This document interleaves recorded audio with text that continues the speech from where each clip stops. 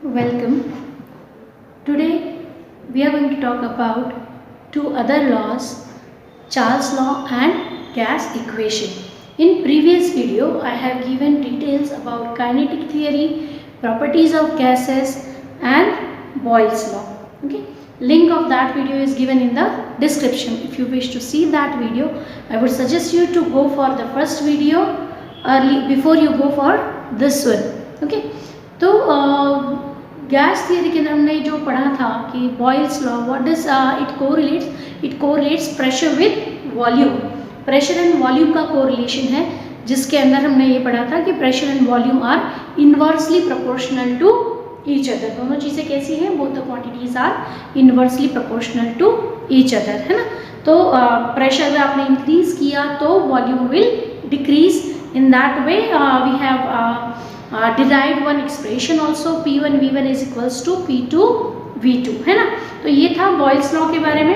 Now we'll talk about the Charles. Charles law में किसके बारे में है? It is the relation between volume and temperature and constant pressure. हमने जब बॉयल्स लॉ किया था तो हमने क्या किया था? टेम्परेचर हमने कांस्टेंट कर दिया था प्रेशर एंड वॉल्यूम को कोरिलेट करने में। यहाँ पे हम लोग क्या करेंगे? Will correlate volume with temperature keeping pressure constant. Pressure को हम क्या कर देंगे? कांस्टेंट कर देंगे। Now assume that you have a cylinder, है ना, with A piston on it which is weightless and frictionless. ऐसा एज्यूम करेंगे आइडियल कंडीशंस के हिसाब से। And what will do that जब हमने पिस्टन लगाया तो there was certain gas inside that cylinder. Now what has happened कि जो भी एटमॉस्फेरिक प्रेशर है उसके बराबर वो पिस्टन नीचे की तरफ शिफ्ट होगा। And as the pressure inside the cylinder and the atmospheric pressure will get equalized, that piston will get stabilized, है ना। वहाँ पे वो जाकर के stabilize हो जाएगा। Now what will happen? Suppose उस वाली कंडीशन के अंदर जो भी आपको वॉल्यूम आया है, let that volume be V1, उसको हमने V1 ले लिया, है ना। और टेम्परेचर जो भी आपके सराउंडिंग का है that is your first temperature T1। अब मान लो हमने उस सिलेंडर को हीट किया, you have provided heat energy. What will happen? The kinetic energy of the molecules inside the container cylinder will increase because we have supplied the heat energy. Now if the kinetic energy will increase, what will happen? They will try to move with fast speed, है ना, ज़्यादा speed के साथ वो चलेंगे। अब हमने क्या बोला कि pressure we have kept constant. अगर प्रेशर कांस्टेंट है तो वो क्या करेंगे? They will exert that force on the piston. Slowly what will happen?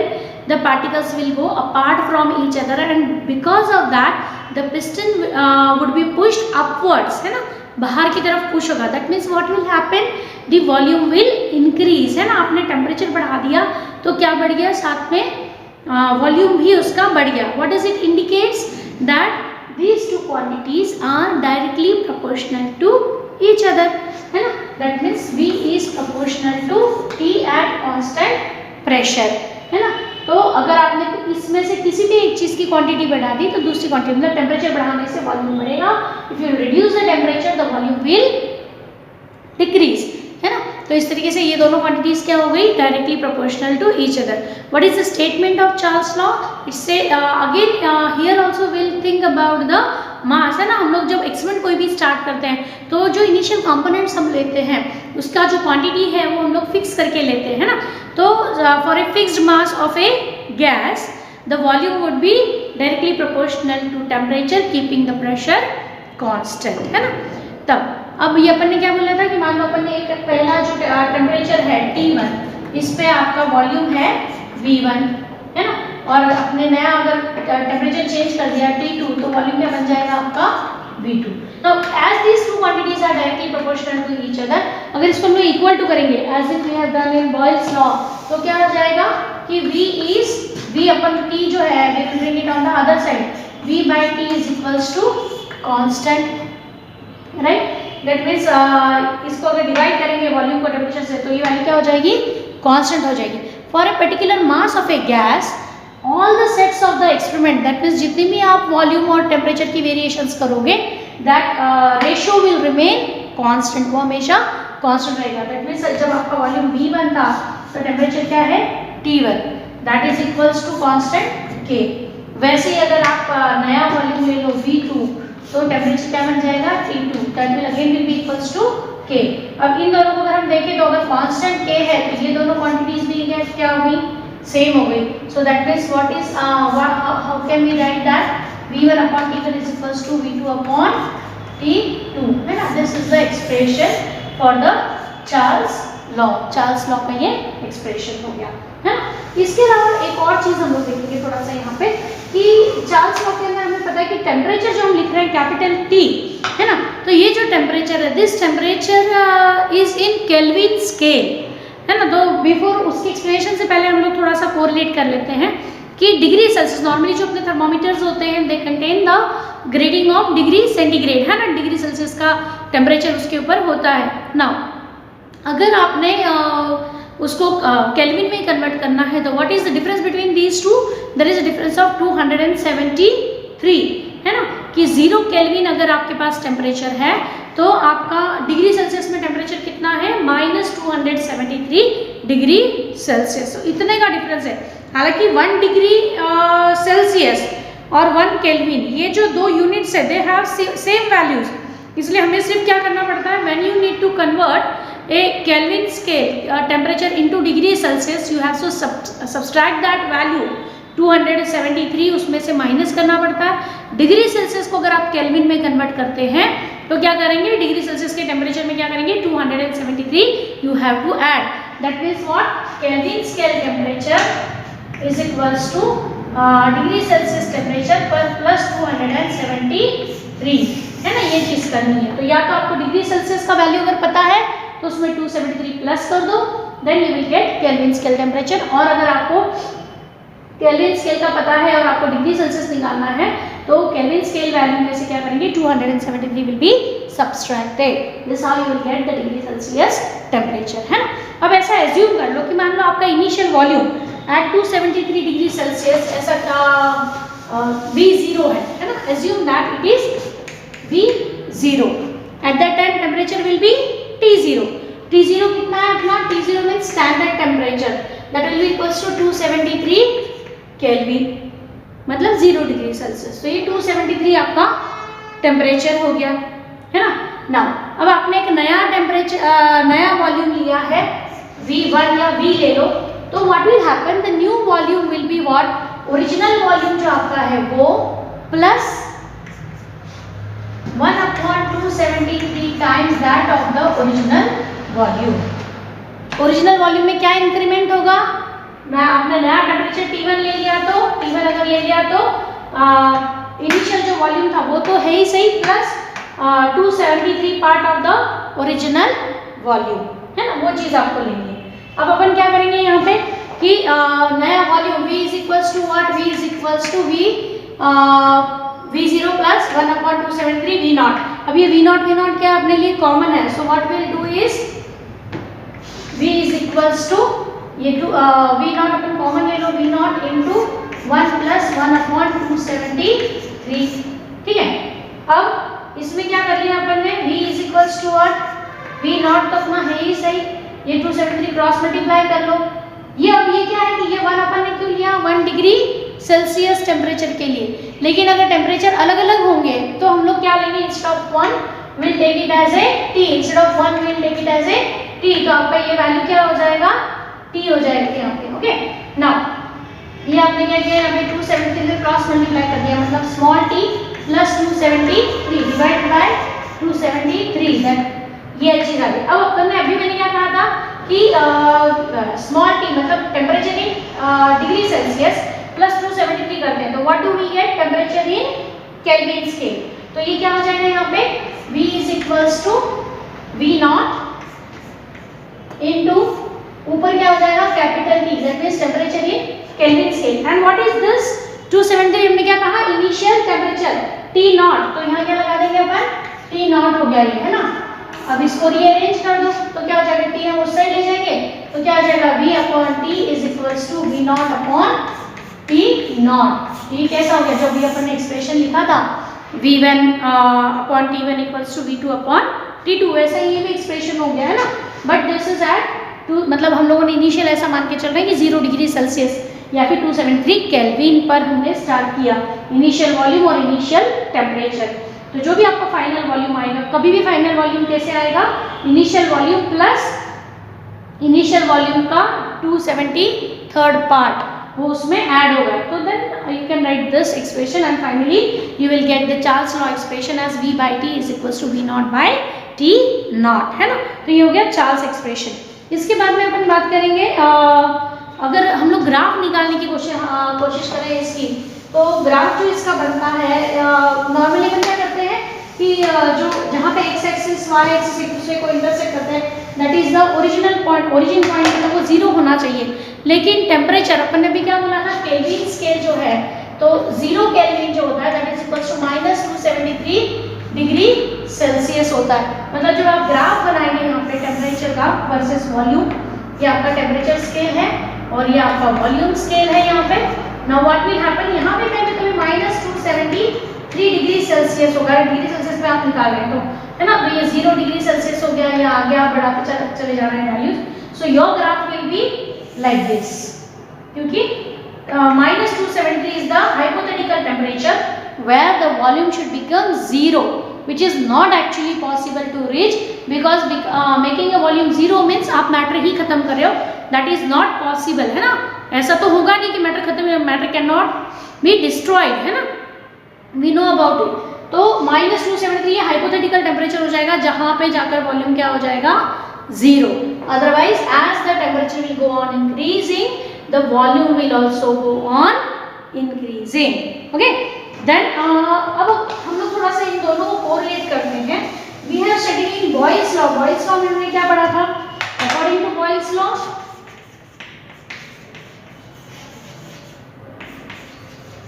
क्या था, V is proportional to P, ये पढ़ा हुआ अपन ने, है ना। और अकॉर्डिंग टू चार्ल्स लॉ क्या पढ़ा है, V is equals to 1/T and V is proportional to T। अब अगर इन दोनों को हम कंपेयर कर ले साथ में, इन दो क्वांटिटीज को, तो क्या बन जाएगा, V is proportional to T/P। अब इसको इक्वल टू अगर करना चाहें तो कांस्टेंट लेना पड़ेगा, these two quantities will bring other side, so P into V/T is equals to constant। This is gas equation।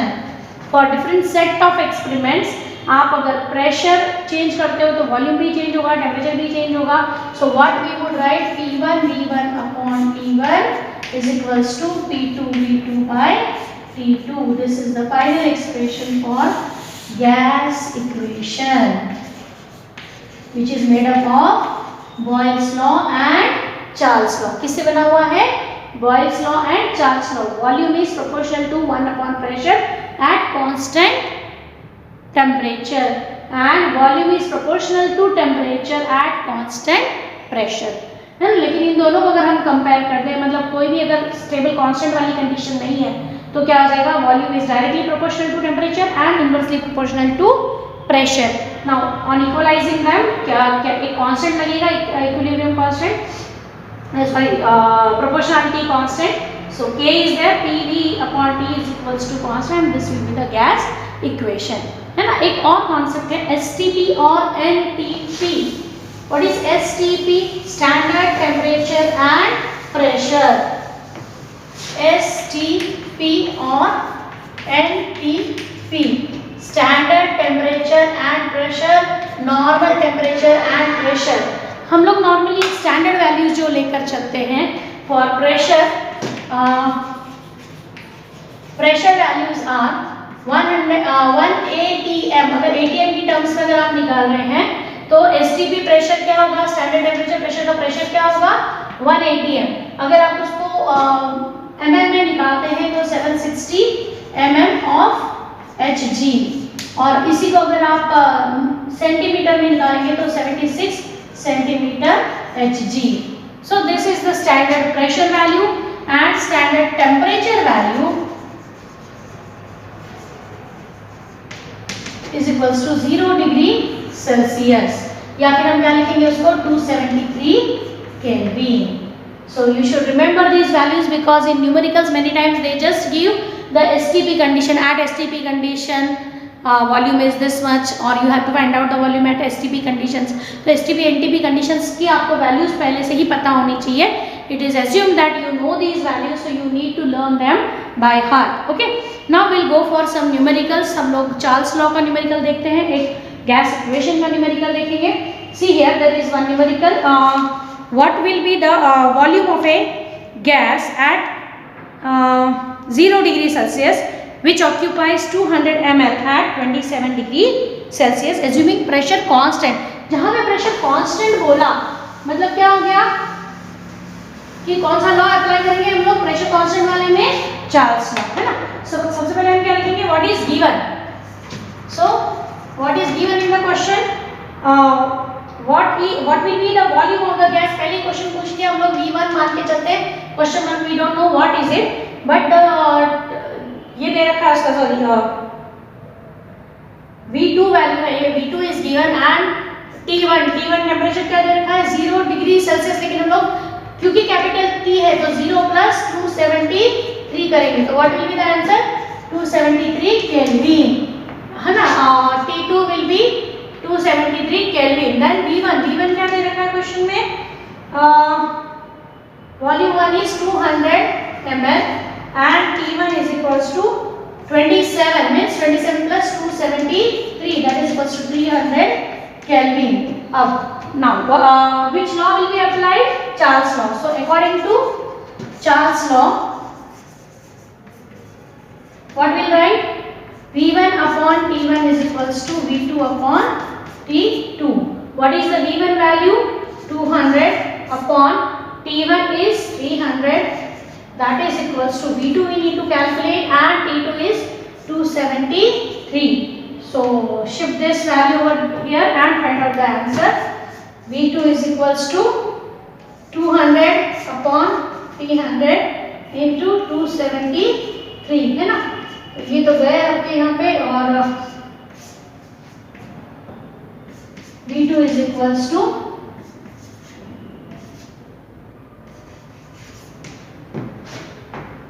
182 ml, है ना. तो ये आपको क्वेश्चन में देखकर पता करना है. अगर आपको टेम्परेचर कांस्टेंट बोला है मतलब बॉयल्स लॉ वाले न्यूमेरिकल्स हैं, अगर प्रेशर कांस्टेंट बोला है मतलब चार्ल्स लॉ वाले हैं. अदरवाइज अगर सारा डाटा किसी एक कंडीशन में तीनों ही दे रखी हैं तो फिर definitely we have to work on a gas equation. Let us solve one numerical based on gas equation. तो देखते हैं यहाँ पे,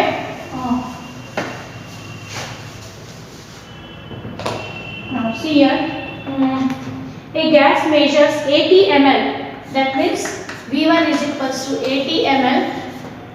What is given over here, write down. V1 is equals to 80 ml at 2.5 atm, that means P1 is given 2.5 atm pressure and the temperature of 27 degrees Celsius. So 27 plus 273, that is equals to 300 Kelvin, है ना. Now दूसरा क्या दिया इन्होंने, calculate the volume at standard conditions of temperature and pressure. अब standard condition में बोला है मतलब क्या हो गया, स्टैंडर्ड प्रेशर क्या हो गया P2, क्योंकि ये ATM में लिखा है तो हमें भी ATM में निकालना पड़ेगा 180 m and T2 will be equals to what, 273 Kelvin. V2 you need to calculate. So what will be the formula, P1 V1 upon T1 is equals to P2 V2 by T2, है ना. Substitute the values. P1 का value क्या है यहाँ पे 2.5, V1 क्या है आपके पास में 80 डिवाइडेड बाय T1 क्या है 300, that is equals to V2 you need to calculate. V2 आपको निकालना है. P2 आपकी वैल्यू क्या है 1 atm, 1 divided by T2 value क्या है 273. So this 273 will go on the other side. तो क्या आ जाएगा, V2 is equals to 2.5 into 80 into 273 divided by 300, है ना. ये तो now calculate this value. V2 क्या आएगा यहाँ पे, V2 का वैल्यू